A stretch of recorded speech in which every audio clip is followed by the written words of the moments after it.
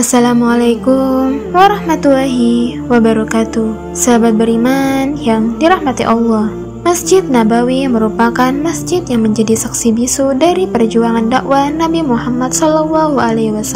Masjid Nabawi kala itu terletak di tengah-tengah perkampungan Jauf Al-Madinah, sehingga memainkan peran penting dalam menggalang persatuan umat muslim. Masjid yang terletak di kota Madinah ini dulunya tidak saja sebagai tempat sholat, tahajud, atau iktikaf semata, lebih jauh menjadi pusat segala aktivitas keislaman masa itu.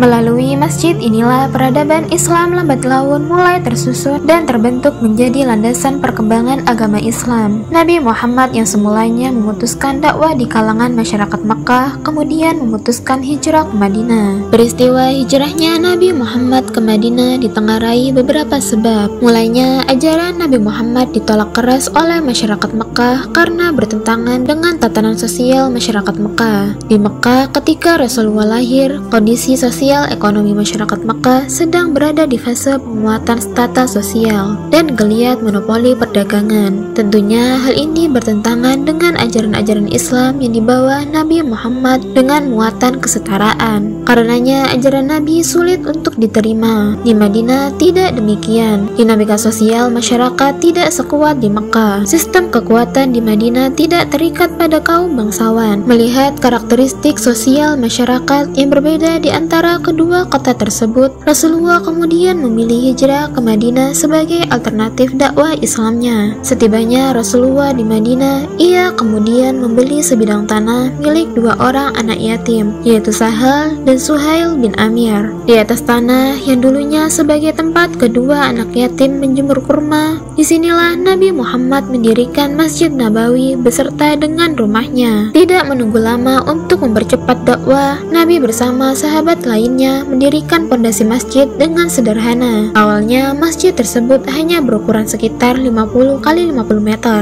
dengan tinggi atap sekitar 3,5 meter. Di sisi tembok, keempat sisi masjid ini terbuat dari batu bata dan tanah, sementara atap masjid terbuat dari daun kurma dan sebagian atapnya dibiarkan terbuka dengan tiang penopang yang terbuat dari batang pohon kurma. Selama 9 tahun, masjid ini digunakan tanpa penerangan di malam hari. Hanya saja ketika waktu Isya dibuat sedikit penerangan dengan membakar jerami. Di bagian sebelah, pada salah satu sisi masjid, dibangunlah kediaman Rasulullah SAW. Kediaman Nabi berukuran tidak terlalu besar dan tidak lebih mewah dari keadaan masjidnya. Hanya saja terbangun lebih tertutup. Kemudian di zaman pemerintahan Umar bin Khattab, dinding kamar ini diperbaiki dengan bangunan permanen. Ada pula bagian yang digunakan sebagai tempat tinggal para fakir miskin yang tidak memiliki rumah. Setelah awal dibangunnya oleh Rasulullah SAW, Masjid Nabawi sempat mengalami beberapa kali renovasi untuk memperluas masjid.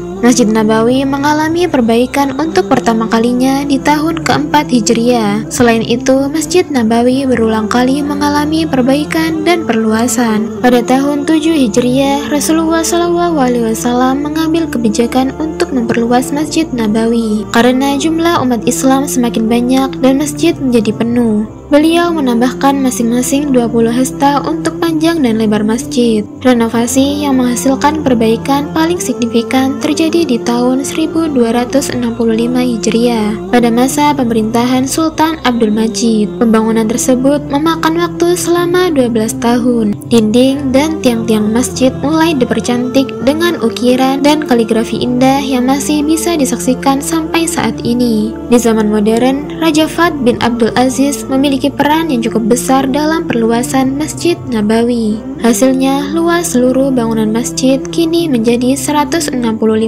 meter persegi. Jumlah menara yang semula 4 buah ditambah menjadi 10 buah. 4 diantaranya berketinggian 72 meter dan 6 lainnya setinggi 92 meter. Jumlah pintu masjid juga ditambah menjadi 95 buah pintu. Kini Masjid Nabawi semakin tampil megah dan dapat menampung sekitar 535.000 orang. Masjid Nabawi juga memiliki keutamaan yang berbeda dari masjid-masjid lainnya. Melaksanakan ibadah sholat di Masjid Nabawi ternyata ternyata memiliki pahala yang berkali-kali lipat dari masjid lainnya. Hal ini turut disebutkan dalam hadis dari Jabir radhiyallahu anhu bahwa Rasulullah shallallahu alaihi wasallam bersabda, "Satu kali salat di masjidku ini lebih besar pahalanya dari 1000 kali salat di masjid yang lain, kecuali Masjidil Haram. Dan satu kali salat di Masjidil Haram lebih utama dari 100.000 kali salat di masjid lainnya." Hadis riwayat Ahmad. Selain itu, Rasulullah Shallallahu Alaihi Wasallam juga memberikan keistimewaan khusus di Masjid Nabawi yang tidak dimiliki masjid lainnya, yaitu adanya raudah atau taman mulia. Hal ini sebagaimana sabda Rasulullah Shallallahu Alaihi Wasallam,